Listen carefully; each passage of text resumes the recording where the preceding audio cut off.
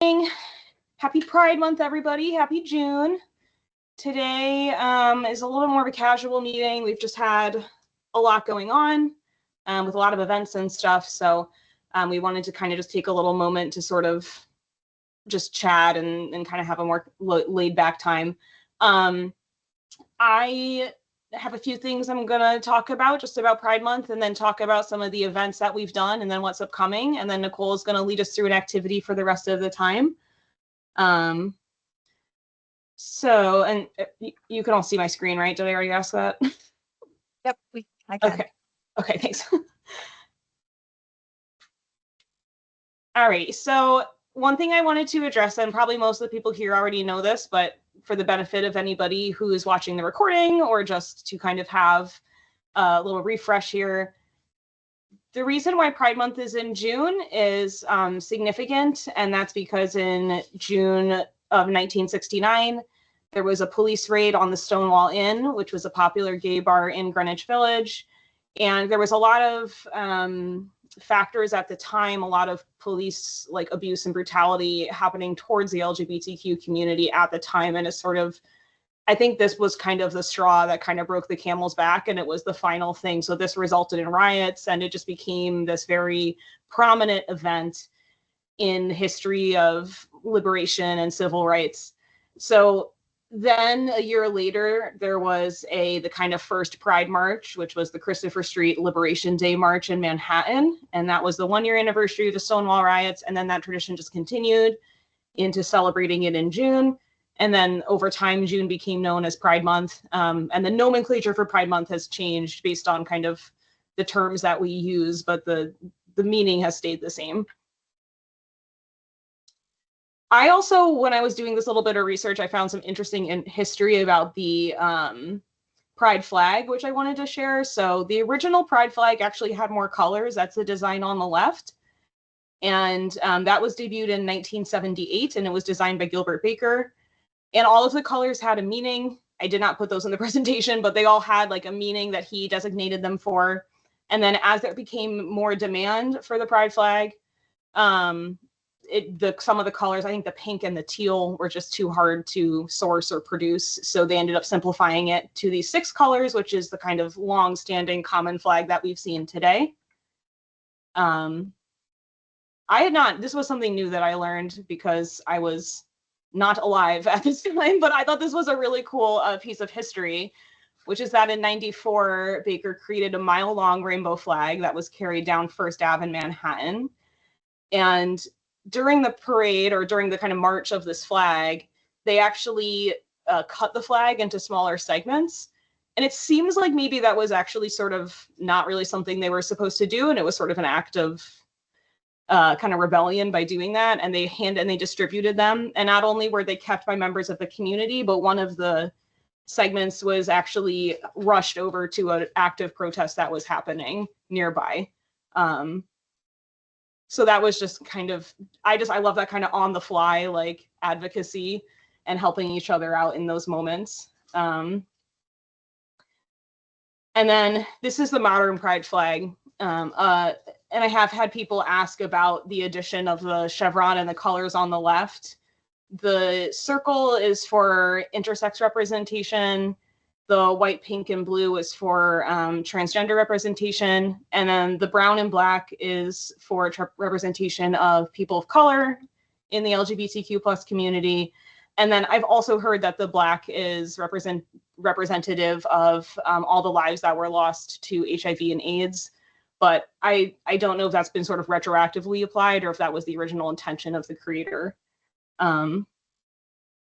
Does anybody have any like thoughts or feedback or questions about anything? Because that was really, I didn't want to talk a ton about Pride Month today, so I didn't put a ton of information in here. That was just a quick overview.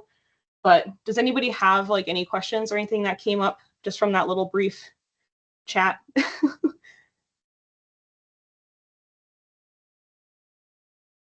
No, but that was some great refreshers, and just to put it at the forefront. Thank you. Reminders. Yeah, thank you. Yeah, exactly. Reminders. Yeah. I learned a few things I didn't know before. Well, that's good. Like, I never knew about that 1.5 mile long flag that went down through New York. I mean, that's amazing.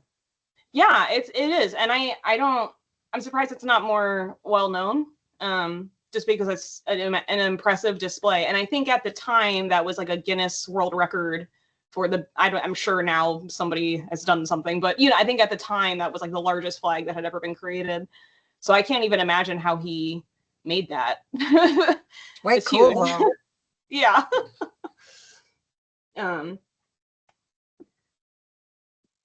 So then a little bit about what we've been doing. Buffalo tended to have a lot of the events that we were participating in just kind of earlier in the month. So we've already done a lot of our Buffalo events.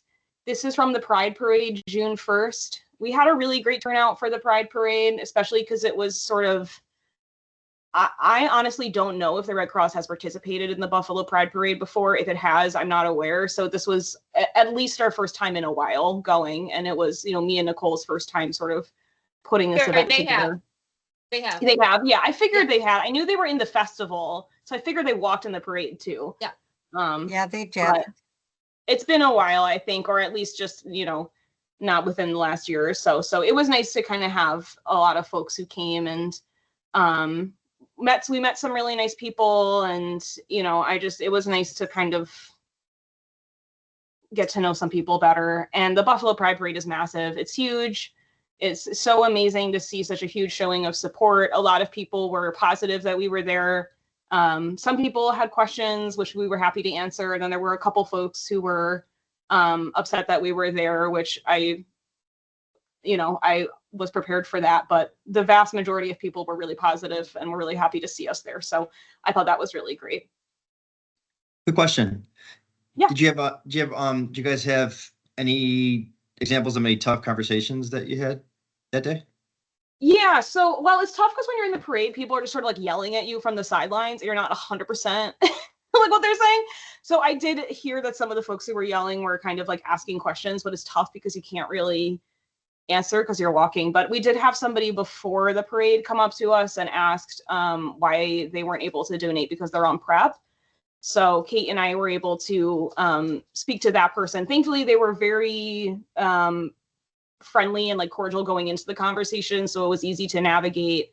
And we just first expressed that it was how happy we were that this person is taking care of themselves by taking PrEP, because it's a healthy and it's marketed and understood as a healthy and like responsible thing to do. So we want to focus on that. So we did emphasize that we were thankful that they were taking those steps to protect themselves, and then also just explained that the reason is because of all the blood is tested and because it interferes with the testing of the blood. And as Wendy explained to me, it has to do with the Wendy, you said it's like the viral load, right? When testing for HIV. Yeah, I was actually just going to jump in real quick. So it has to do with and I can send over something that when PrEP, the purpose of PrEP is to drive down the excuse me, the viral load, so that if someone even did have the HIV virus, it wouldn't be transmittable because the viral load is so low. Hang on one second. I just want to pull up something just to get exact wording here real quick, Carrie. Okay. Yeah, go ahead. And let me just pull it up. But I want to just kind of go backwards just 2 seconds. I want to thank Carrie for those words, because Kate heard them and shared them with us to start by saying, thank you for taking care of yourself.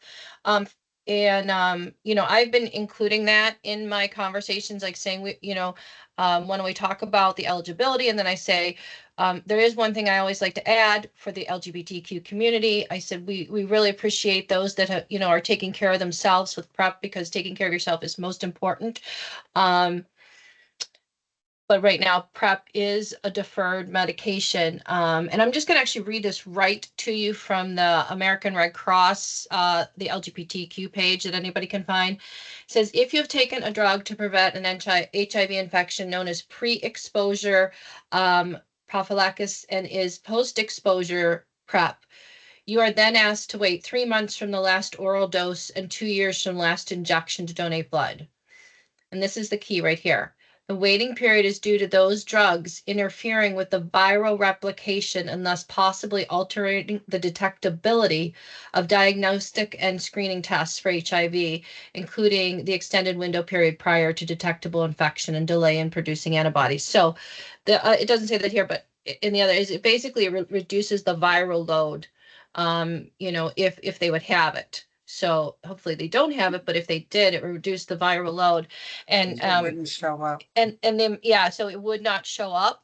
Whereas sexual activity, the amount of impact of for lack of a better word to say, any kind of transmission by fluid is way low compared to getting a full pint of blood transfusion from someone. Yes. Does that So make even sense? yeah, going along with that, people who are undetectable or untransmissible, if they have an undetectable status for HIV, then they still unfortunately are not able to donate for that exact reason, even though you technically can't transmit the disease to somebody through blood transfusion because it's such a huge amount. The effect is different. And Carrie, I might just jump in and say I've had several of these conversations in my past week with some of the stuff we were at Pride stuff, and some I was at a health fair at M&T, and people come up and ask me, do you take gay blood? It's usually how they just ask, and I share that what we talked about, how to share about it, that thankfully there was a change. We know it was long time in coming, still not perfect. But now everybody is asked the same questions. It's called individual donor assessment. And I kind of just talked briefly about that. And then I do say that thing about, the statement about PrEP. And the one gentleman was really clear. He said, you know what? I can understand that. He goes, that makes sense on science, is what he said back to me. So, is everybody going to feel that way? No, but the majority of the conversations I've had relating to PrEP when I explain that have been good ones, or good outcome, I should say. And we did, by the way, we did share that wording with our collections team yesterday. I said, we're not really there to instruct them. And I'm actually, Carrie, I think I'm going to share that up to Tina and Kathy and Tracy, because, sometimes even when they defer for, it could be any kind of medication that they're deferred for. There are many medicines that people get deferred for. Sometimes people are like, oh, but I'm taking it because I need to. And we're like, yes. So I just think that's such a great way to say, I'm glad to hear you're taking care of yourself. That's a great initial conversation piece to get us started. Yeah, because Brian, it could be other things in PrEP that they're getting deferred for, but they're taking medicine because they need to take care of themselves. Yep. So that's great. I'm glad that came up. Thanks, Carrie. You're welcome. Sorry, I was just writing down the names of everybody who's here before I forget. Yeah, I think I'm glad that was beneficial, and I'm sure there's going to be more conversations, and we're all going to learn more, and just continue to kind of refine how we speak about things, and things are always changing too. So we're all going to be learning. But and then Wendy and Terry were at Pride in the Park in Hamburg on June 8th. So I don't know, Wendy, if you have any feedback about that, but it sounded like that was a really great event. I know that you were able to spread the word about our Pride Drive that just happened this last week. And, we had a lot of folks at the drive who seemed like they heard about it from this event. So I think it was really successful. Unfortunately, I wasn't able to be there, which I hope I can come next year because it looks really nice. Yeah, no, it was great. We had great conversations. There was 2 tough conversations. And I think it's important to kind of, we talk about those tough conversations, but to know, like, the majority of them were great conversations, made some really great contacts. One is Diva Who, and we're going to talk to them about maybe if they might want to come. They are drag queens that dress up and they do a lot of different events, and maybe get some of them, if possible, to come give. Again, there's always that PrEP issue, which, always we want to have that conversation. We don't want people to get there. That's the other thing, is we don't want people there. So I think it's almost like hand in hand, we have to have that conversation, which just kind of popped into my head. But, so with them, and some other organizations coming, We had our photo there with County Executive Mark Pollenkars. He actually had this photo on his social as part of their pictures, which was really exciting. Rainbow Collective that runs it is a great organization. We seem to be making a great partnership with them. Carrie might talk about that a little bit more later. They were with the blood drive, but we seem to be building a larger coalition, if you will, for the Buffalo area. So that's really super exciting. Carrie, can I just toss out the one conversation? I don't want to go too far into it, but there is an issue. Please do. I was going to ask. Do you want me, you know what I'm talking about? Yeah, please do.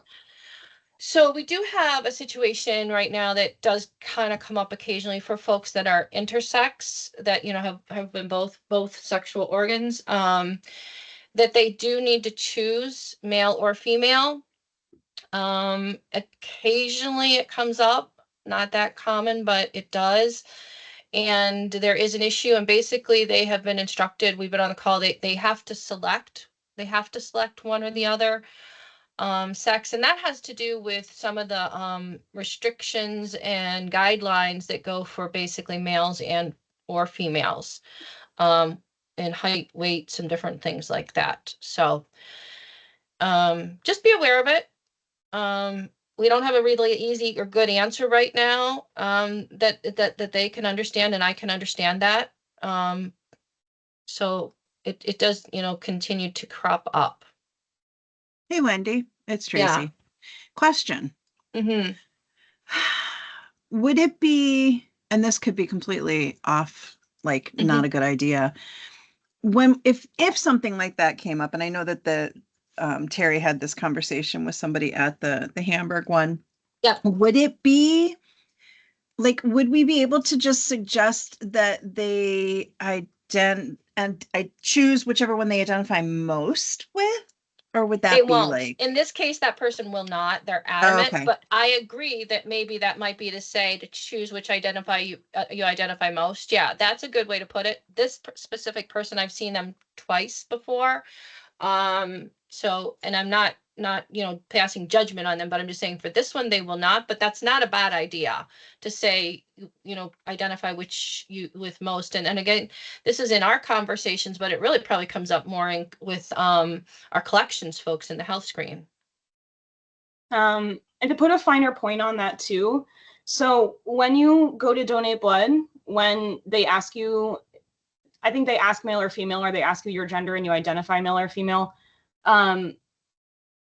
they're not asking you your biological sex, so there's no need to identify yourself as intersex at that point, and there's no need to specify your biological sex.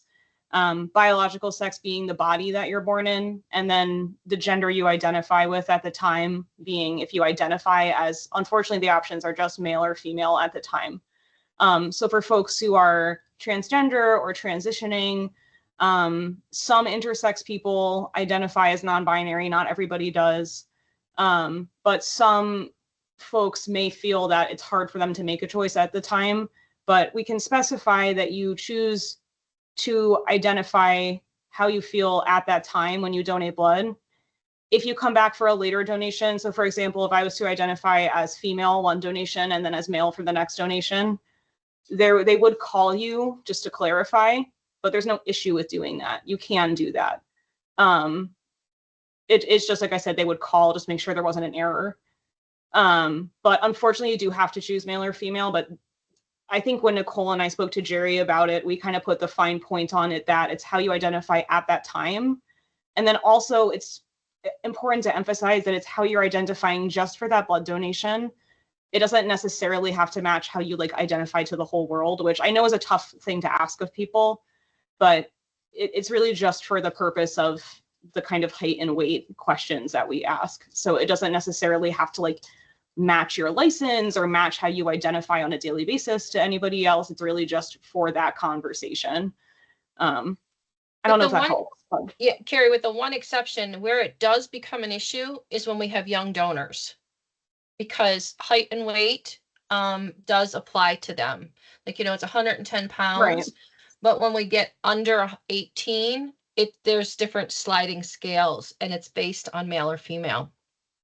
But I think it's still the same where you ask and they identify male or female at the time. I don't there's never, I mean, I don't know about for high school students, but my understanding is that there's never a time in which they're like, because how would you then like prove somebody's biological sex? You know what I mean? You wouldn't, but I want us to be cautious that I don't want to tread too far on this. Tracy, do you know what I'm saying with this? With the biology that they use for the younger donors?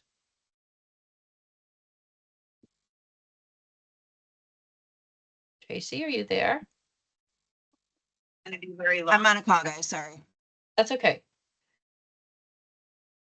Yeah, I don't know. I mean, we can maybe We want to let's have a little conversation with that with Jerry and collections, because that's where, you know, with the high schools especially, you know what I mean? Well, it's because, you know, I see what you mean. Because the requirements are more strict, we want to be sure that we're advising correctly. Yes, and they're different. Yes, yes, that's what I mean. Yes, I mean, they're different because of the age, right? Yeah, and Right. power reds, and there's some things like that. So I don't want to go, I don't think, let's get a little bit more clarification on that and how we need to handle that. Because the most important thing is the safety of the donor themselves individually. Of course. Yeah. Yeah. Any other questions or thought about that before But Pride in the Park was great.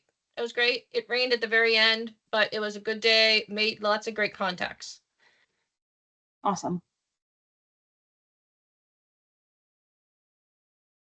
And we didn't just talk about blood donation. I do say that. Want to say that.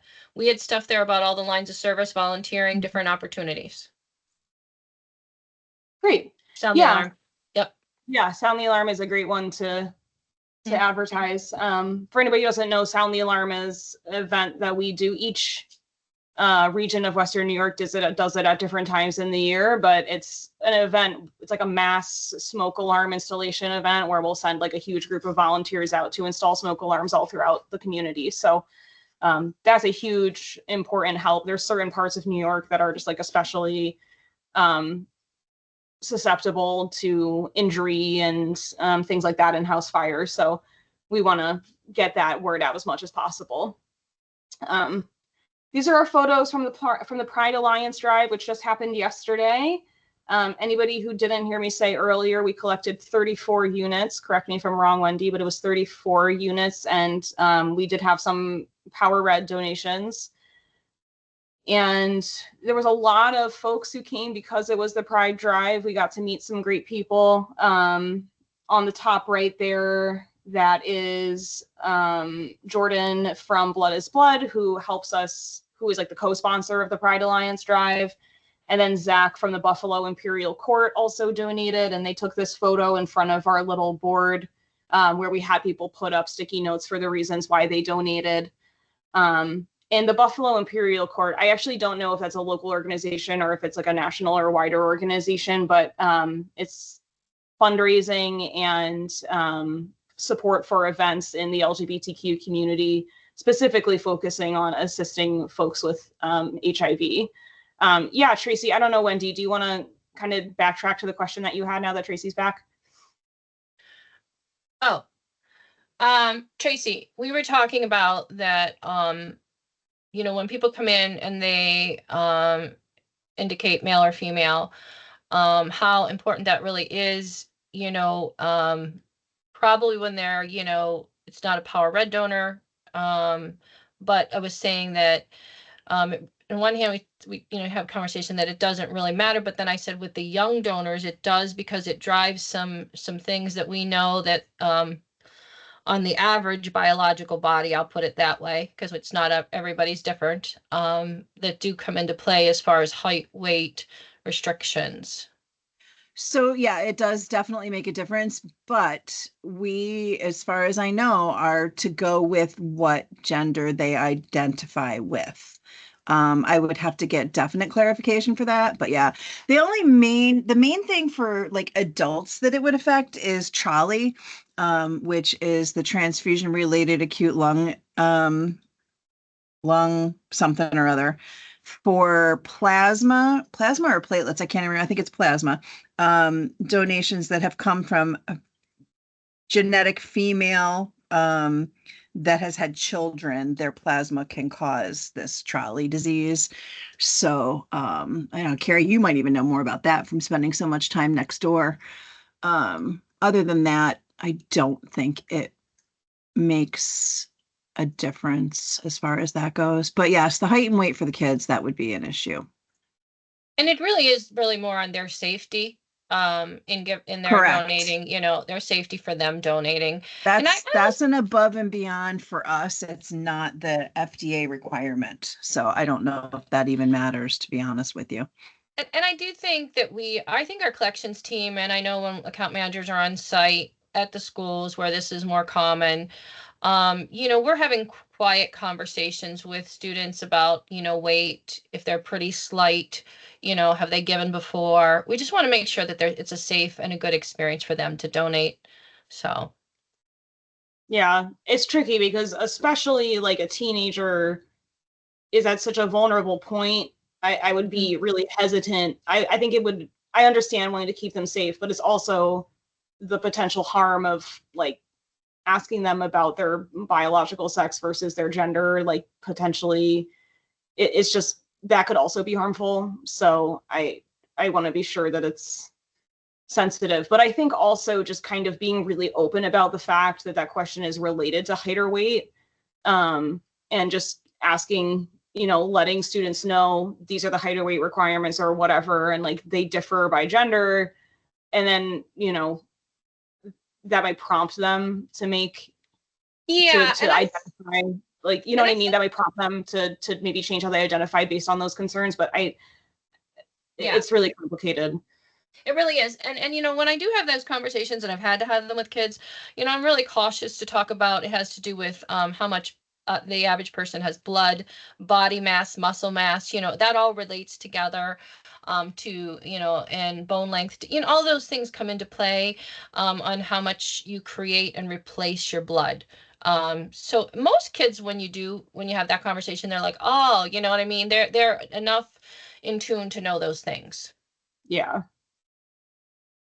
And when we often say it's most important to us that it's safe for you to give, then they don't feel like it's a judgment or a risk to donate to somebody else. Right. But we can definitely continue the conversation and report back, Wendy. Get more clarification maybe if needed. Yeah, I definitely want to, because we talked to some of the GSA clubs and stuff at Pride in the Park, and I think they would be great. But we definitely need to be prepared with the conversation to have everything, ready. Yeah, absolutely. But yeah, we had some great volunteers. Just to go back to the Pride Drive, we had some great volunteers on our Buffalo Pride Drive. Kurt was there. Thank you again so much for coming. And then we had Jackie and Malin, who are two of our blood donor ambassadors, and like probably the nicest people I've ever met. They were there. So it was just a good group. And I personally felt like it was a good opportunity to meet a lot of folks and stuff. So, and the staff did a great job. They were all really great. And we had a volunteer medical screener there, Bob, as well, who did a great job. So it was just a really good group. Oh, wait, you know what? I stopped sharing, but I remember there's one more. There's one more slide I need to share. Okay, I'm sharing again. The last slide is just about what we're still planning on doing. So there are still 5 events that we're planning on participating in. So we still have a packed June agenda. 2 are coming up this weekend, Pride Palooza in Binghamton. Joanne and Lynn, I'm assuming you're all squared away for that.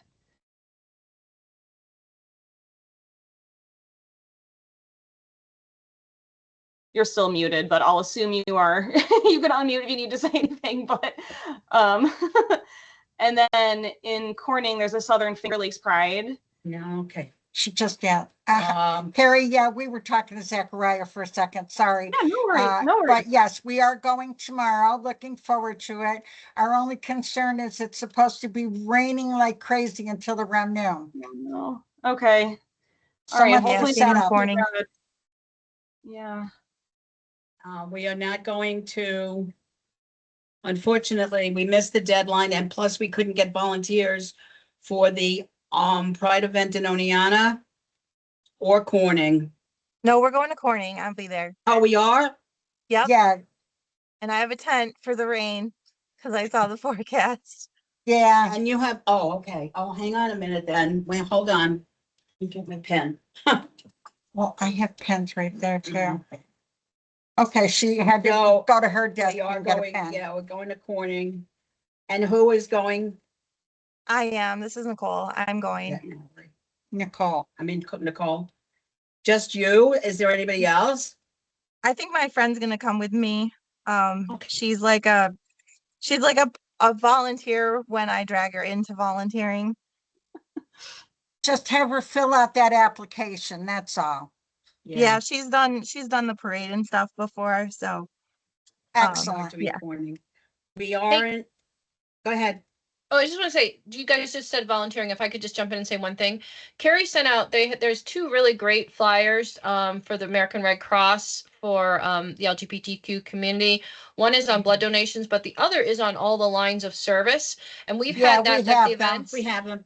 Great, because, well, the other thing is I can send, if you don't have it, we laid that right beside Grace provided us with the volunteering Red Cross. So people were asking, how do I get involved, even though it says there? And Grace has one that has the, go to Red Cross, and then actually has her personal number on there. So we actually, at the Pride Drive yesterday, had what I would consider 3 very good requests from people that they initiated asking about volunteering. So. Yeah, we have Kelly's for down here because she's Okay. down in this area. So yeah, they have the ability to reach out to her. So Yep, I was just saying I'd pair it right with it because it was very successful that way. excellent.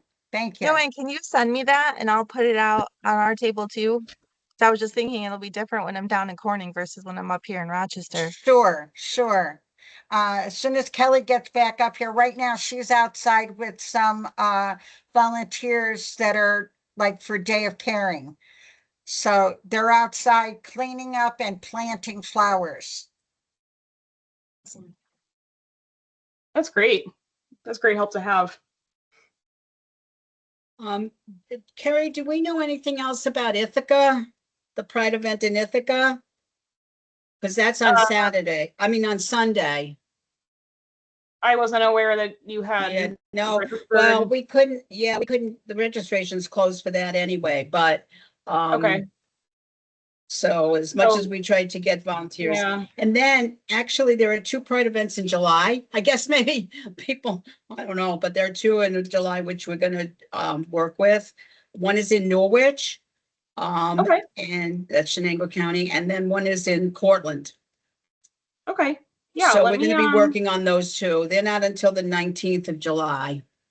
Okay. Just keep me updated on that. Because when are the registration dates for those though? Like, did those already pass or are we still able to register? No. Deadline is June 30th for the Norwich one. I don't know what the deadline is for the Cortland, the Cortland one, but I think it's not yet. So I'll be Okay. working on that. Actually, this is what I've been working on today too. Where events, Pride and otherwise, that's kind of my thing that I do. I work on trying to get volunteers, and Gail Thaliker works on setting up the calendar and our event calendar. And of course, we work really closely with Zechariah. First of all, he has contacts that we don't have, but what we do is we're going to be sending out emails and so on. So for these particular ones, then I send a separate one just specifically for the Pride events.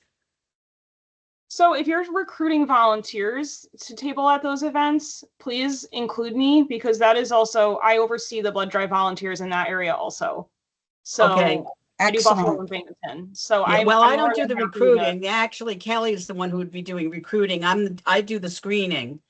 Sorry, I meant if you're trying to get volunteers to table at those events. Oh, okay. Established Oh, volunteers. okay. All right. Yeah, Okay. yeah. If you're looking for folks to volunteer at those events, just let me know because then I'm more than happy to send that out to our blood donor ambassadors and who knows who would be interested in. I mean, we don't Okay. have a lot of folks in Norwich, but you never know. So, Yeah. Yeah. Okay.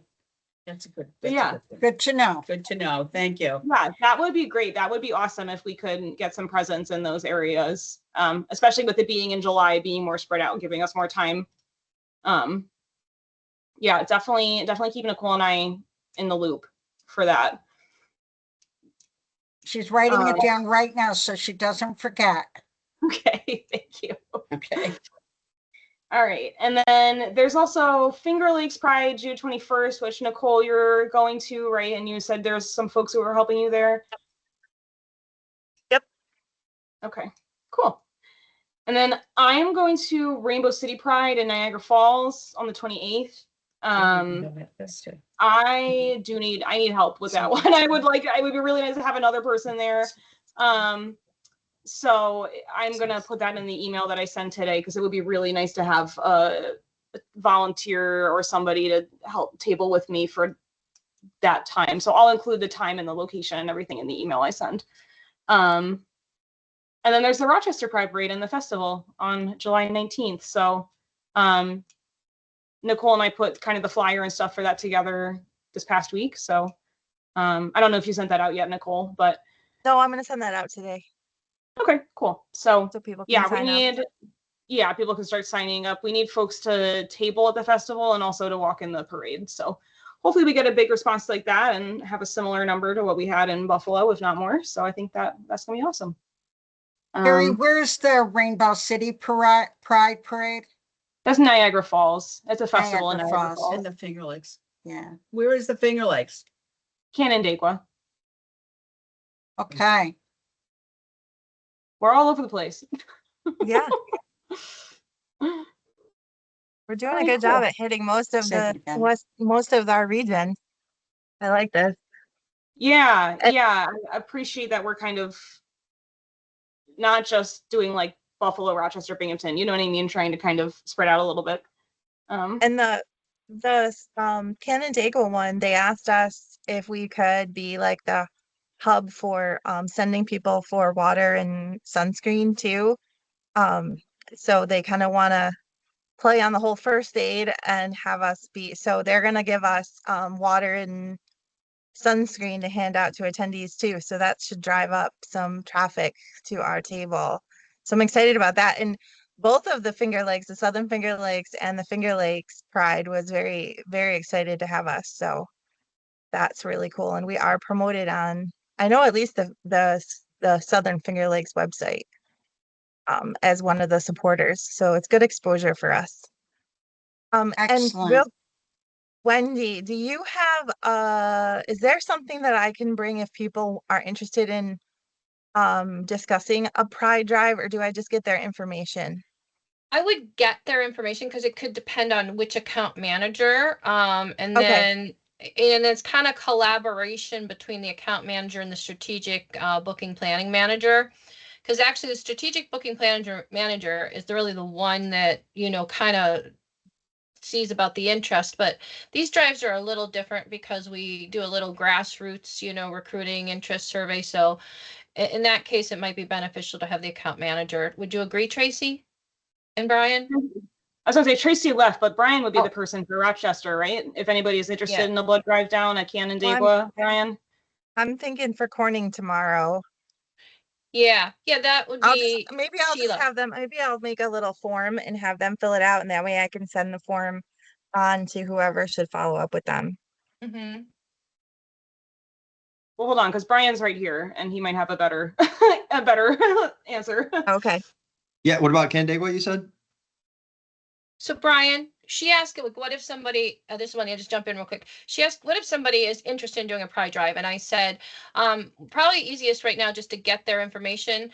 And And give it to then me. the strategic booking manager and also the account manager might be involved too, because these drives kind of, they're not your normal, you know, just like in a corporate, you know, do you have the space? Do you have this? Sometimes they take a little conversation on how to build it up, interest, community, all that stuff. Yep, it's just give them right to me. We have a new account manager, so I would handle it. Okay. I would handle it, and you know, work with Jeff, the new guy, plus Katie's still overseeing Canandaigua for the most part. So, you know, we work on it together. But as far as dates and planning and everything, just directly to me, it'd be great. And what about for Corning, for like the southern tier area? That's That would be Sheila. Sheila Sullivan. Okay. Sheila Sullivan. Okay. Yep. All right. Yeah, and in most cases, then they'll always, if there is, connect with with the account managers, see what they know on the ground level, you know, that kind of thing. So. Yeah, but I want to make sure we're following the right like initial contact process. I don't want to be just like free birding it. You know what I mean? I want to like Yeah. Well, and I want to be able to give people that option if they're interested and know like kind of what to expect. So this is perfect. Yeah. And also, Grace and I are kind of testing something I've been doing at some of my events, which is basically I create a QR code that they can scan right at the table and just do a quick little interest survey by providing us their name, you know, information, and then, you know, all the different lines of service, what they're included in. So we're kind of starting to test that and see how well that goes. So just for down the road, that may be coming.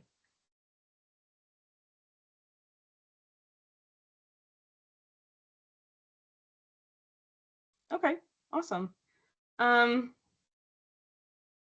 Yeah, Nicole, if it's helpful for you, I can send you Sheila's contact information, and I'm sure you have Brian's, but or you can just take the person's information and then send them to Sheila or Brian, depending on where they are.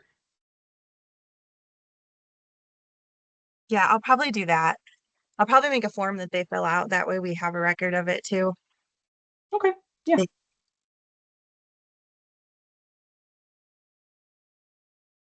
Joanne? Yeah, Carrie, I have a quick question. You had sent that box of stuff down for us. Do we need to send it somewhere else when we're finished tomorrow? No, that's all for you. Okay, great. Thank Yeah, you. yeah, you're welcome. I split up the event supplies into like Binghamton and Rochester, and I mailed Rochester, and I mailed stuff for Corning to Nicole. And then so everything that you guys got, Joanne, that's all for any events that you have coming up. So yeah. Excellent, thank you. You're welcome. Any other questions or anything before I pass things over to Nicole? We chatted a lot, so we don't have a ton of time left, but there might be time for a question or two.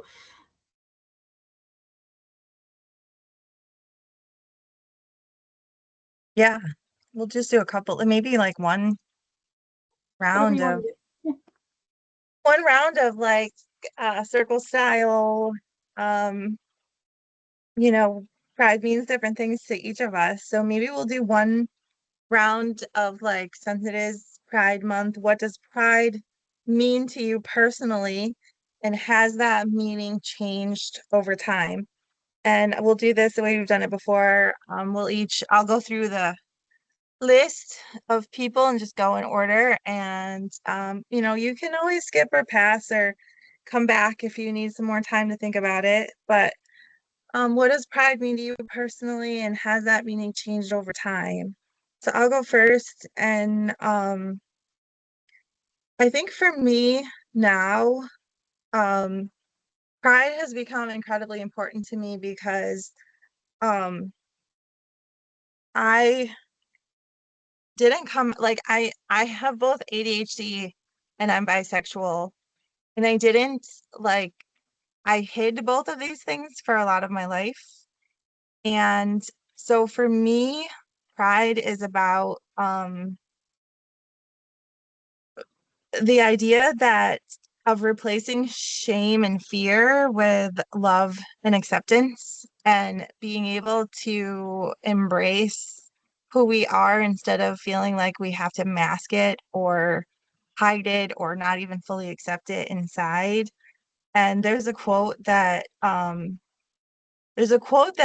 resonates with me, and I can't attribute it to anyone, and I feel bad about that, but it's being yourself is not a rebellion, it's a right. And what has been important to me as like learning to love yourself because of who you are and not in spite of who you are. And so to me, that's what pride is all about. Pride is about creating spaces where people can really love and embrace their own authenticity and not feel hidden, or they're going to be judged, or that they have to try to uphold certain expectations, regardless of what it is. So for me, a lot of it's been my ADHD, but my sexuality has it's definitely been easier for me to embrace all of the elements of my personality as I've learned how to accept it instead of try to like hide it and conform to expectations. So to me, that's what pride is all about. Oh, that was a lot. Carrie? Thank you for sharing. That was really well said. I will attempt to follow up on that. That was very poignant.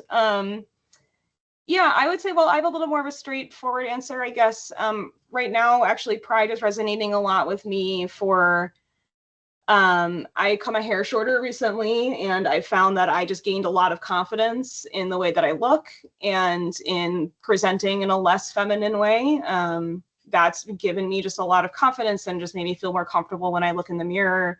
And it's funny how things like that, I've identified as gender non-binary for a little while, but taking the steps to actually ask other people to like help me look that way, like asking a stylist or changing the way I dress or things like that, actually taking the steps to do that.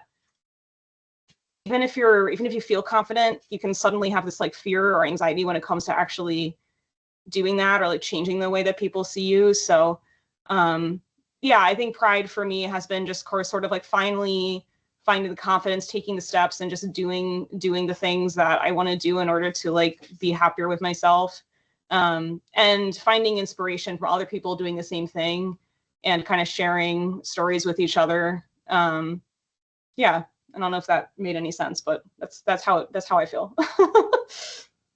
That's awesome. Love that. Wendy, how about you? What does pride mean to you, and has it changed over time? Oh yeah, definitely has changed over time. I think as an ally, one thing that's been really helpful for me is twofold. Number one, understanding the importance of allies in our roles that we have, and can have the opportunity to impact not only supporting those that we love and care about and know in the LGBTQ community, supporting them, but also helping others who maybe don't understand as much, being the kind of the person that can have that conversation, because though it's hurtful, it's not as hurtful to me as somebody in the community trying to have that conversation. So I think that expanding that role. So, and I also feel more welcomed at Pride. There's a lot more. I've had a lot of great conversations where I've kind of come to understand and feel like Pride is also a place for me. Nice. Very nice. Joanne? Yeah, uh, for me, pride has always been the kind of thing that makes me feel like it's okay to be different.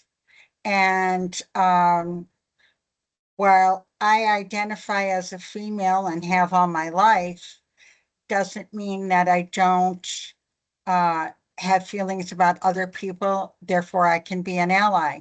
Uh, I can remember clearly, I was sitting in a restaurant with my son, and I was bugging him about a girlfriend because he had a girlfriend. He'd have a girlfriend for like a very short time period, and then they would break up. And it was that way all along. So I said, "Did your father and I scar you because I'm divorced?" And he said, "No, you didn't scar me." I said, "Then what's going on? You can't seem to keep a girlfriend." I said, "Or are you gay? Because if you are, that's fine. I'll just start bugging you about a boyfriend." And he laughed and he just didn't say anything. And next thing I knew, he came out to me, and he is happily married now for a dozen years or so. And, they're fine. So am I. As long as my child is happy, I'm happy. I don't care what their relationship is with whoever. Just my child is happy. So that's what pride is for me. Lynn? Well, right now, well, I've always been kind of feeling that way too, that people are people. That's it. People are people. My granddaughter I think I've told you this, is a lesbian. And a couple of months ago, my son was over and he said, oh, by the way, well, her name was Siobhan. By the way, Siobhan is now Rowan. And I said, okay. And this was a couple of months ago. And obviously, Rowan is transitioning now, is in the process of transitioning. My granddaughter, I mean, she's in love with Rowan, so it really, we actually asked her, does that change anything? Because you're a lesbian and you had a relationship with another lesbian. But I think probably she knew she was fluid, all along. I mean, Grace knew that Rowan was fluid. And Rowan is wonderful to her. They have a great time together. They're both still We in love college. Rowan too, so. They're both still in college, but I have noticed that every time we see Rowan, there's more and more of the masculine. Everybody seems to be fine with it. And thank goodness my son and my daughter-in-law are wonderfully supportive. And again, just want to know that their children are happy. And my grandson, who is Grace's brother, seems to be fluid. We're not quite sure where he is because he's very inward anyway. He happens to be, that's the kind of personality he has. So I will not be surprised if at some point I will have whatever for my grandson, but I adore my grandchildren. And I feel like what's going on now, and I don't want to get into political things because it's the Red Cross, but what's going on now is so scary, so bad for the gay community. I just feel like I need to be an ally, at least where I can be. That's another issue, I think, with the Red Cross, that we, feel like we can't do as much as we want to do because we are with the Red Cross and everyone is the same. We have to accept everyone is the same, even people who are totally against the gay community. And that's very disruptive for my mental state, but we do the best we can.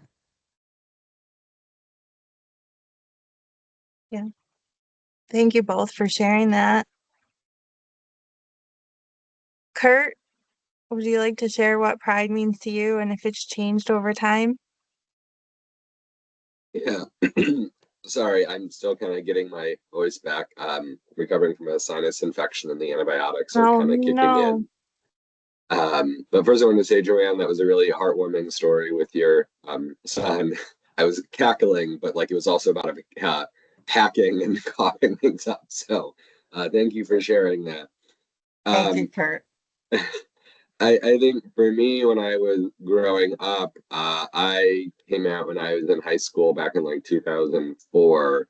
So like the dark ages. It wasn't even like I Kissed a Girl by Katy Perry then. So like, Will and Grace was cutting edge. And I think at the time, coming out was just being open with like my family and friends. And then I think as I've gotten older, it's this more holistic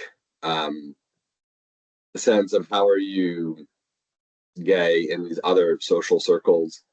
And so I don't remember who was mentioning it earlier about like coming out more authentically over time, but like as a teacher, like, so how do I like come out to my students, not as this like grand reveal, but just as a part of who I am. Like, so when I talk about my husband, it's not like, pushing a gay agenda or anything like that. It's just other colleagues talk about their husbands or wives, and it just kind of goes across like as just ordinary information.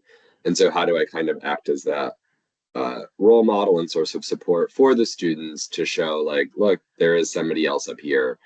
And then also like, how do I help them discover what pride means for themselves? So when they come out to me, what kind of resources can I offer them here at Damon versus more of like, look, I really want to be helpful, but this is an at-home problem. So what are some resources we can explore like in your community that I just can't help you with institutionally at Damon. Like we don't have that resource here as a school.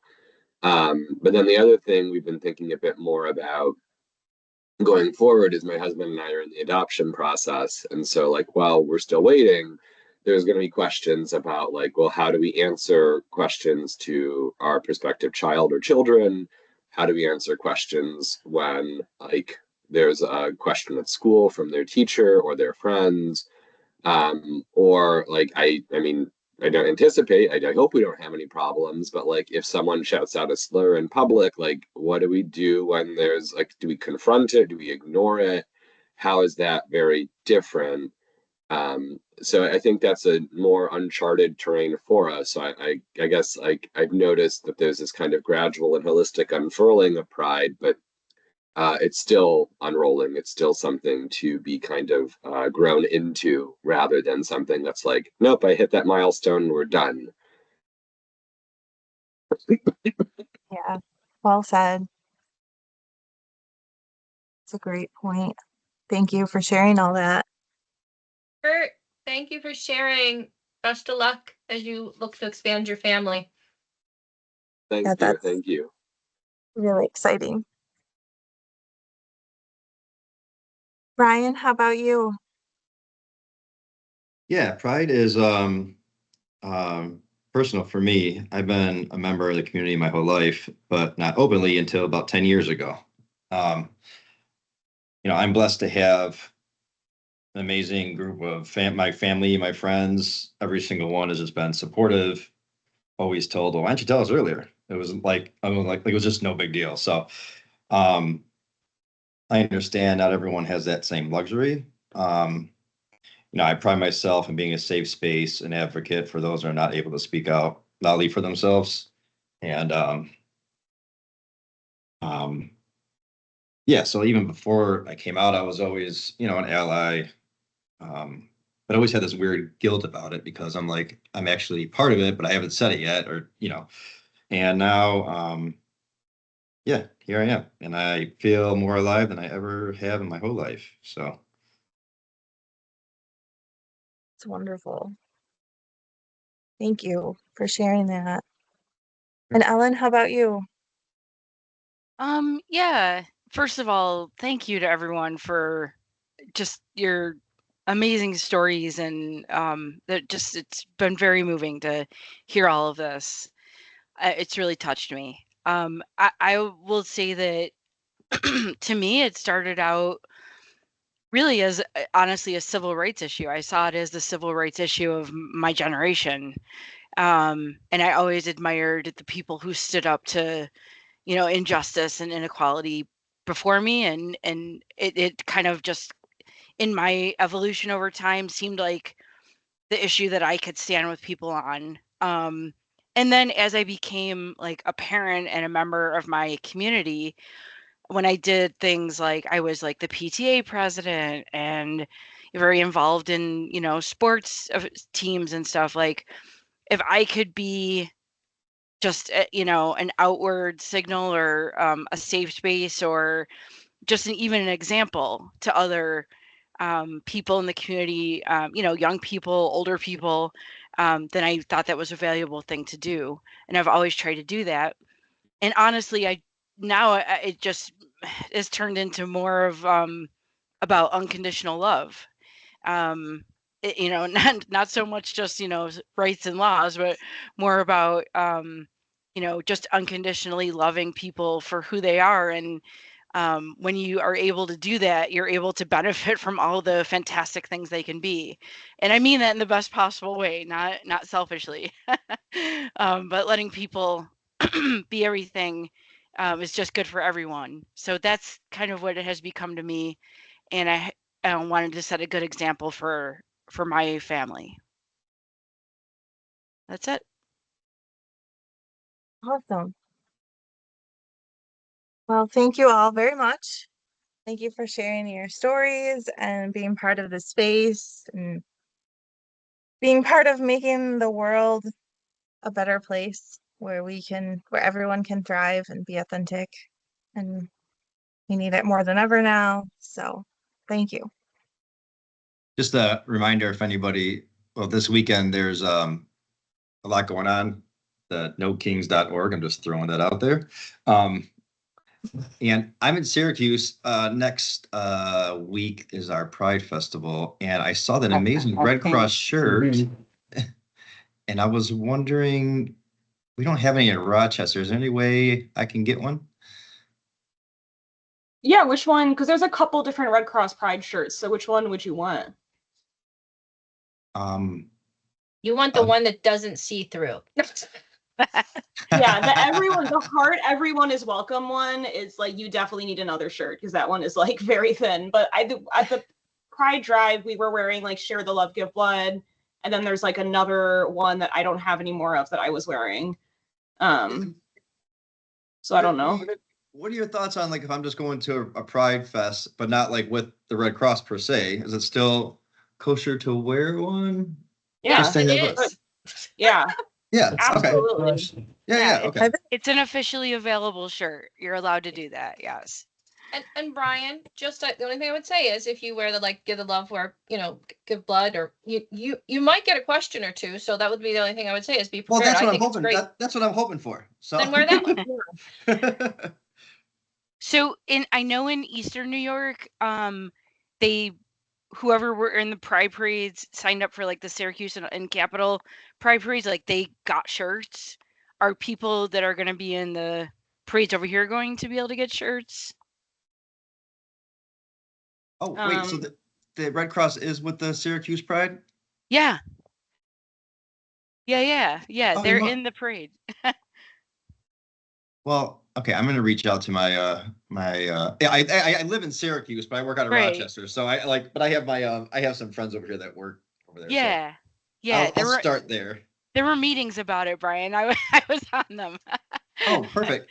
Yeah, But, because we shared it with our BDAs. So Wendy or Carrie, can someone mail me one maybe if I don't get an answer? Like maybe like Monday, can someone maybe throw me one?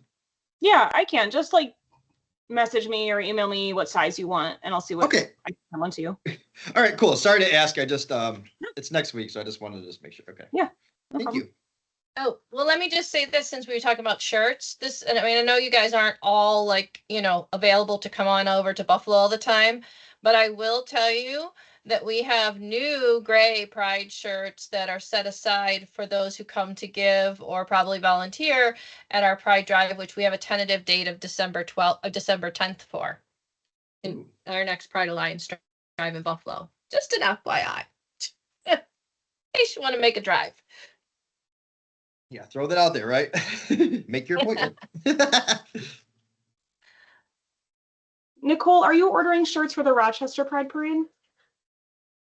Yeah, probably we will. I got to talk to Danielle because she coordinated it last time and see how she did that, but I think that's the plan. Okay, cool. All right. Well, I know we're kind of past noon, so thank you so much, Nicole, for taking us through that night activity. That was really great. It was really great to hear everybody's responses and how different everybody's responses are. That's the beautiful thing. So, any other questions or anything?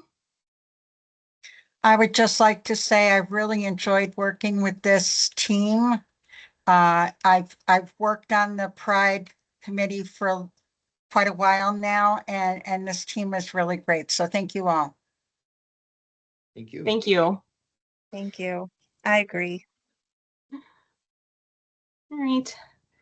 Everybody have a good weekend. Everybody who's going to Pride events, have an awesome time. I hope it's wonderful and colorful and sparkly everywhere.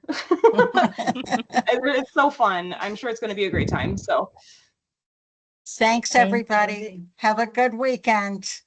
And Bye. I